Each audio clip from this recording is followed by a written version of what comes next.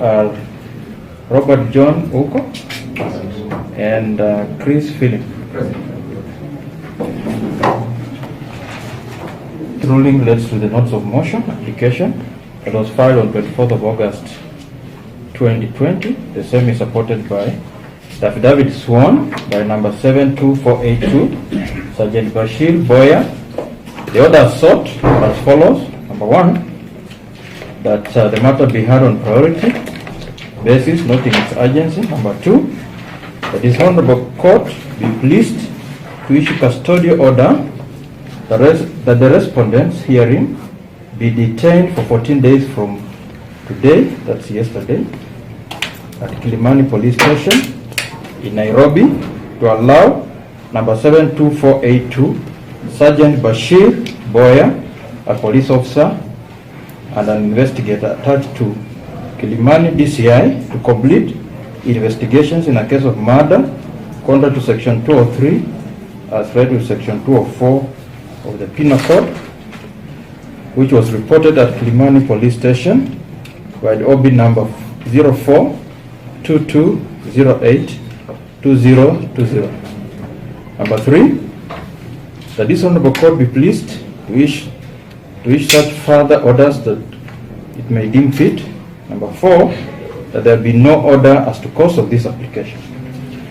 The application is further supported by grounds on the face of it, and the applicant's case is as follows. The applicant's case is set out in the grounds in support of the application, as well as the affidavit in support. The applicant deposed that the respondents were arrested on the 22nd of August 2020 following a report of a shooting incident at Galana Suites, Kilimani, and that the deceased was with the first respondent at this place of residence.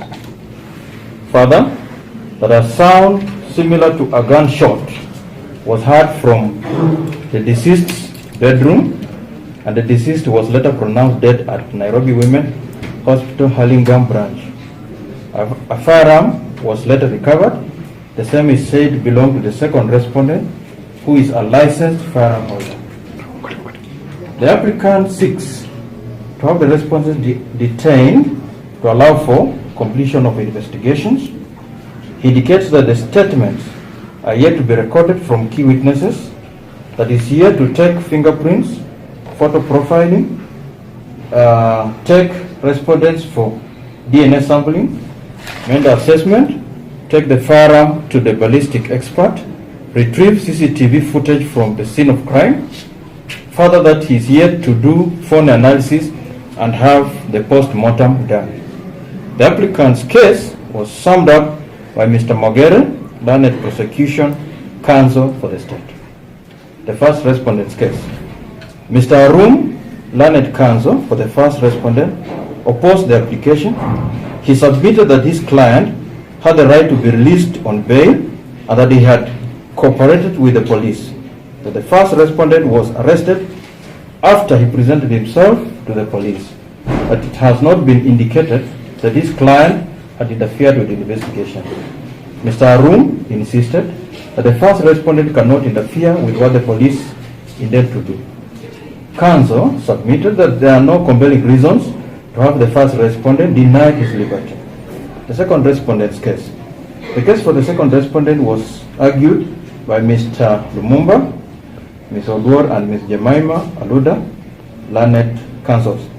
Mr. Lumumba submitted that the second respondent presented himself to Kilimani Police Station after hearing about the incident.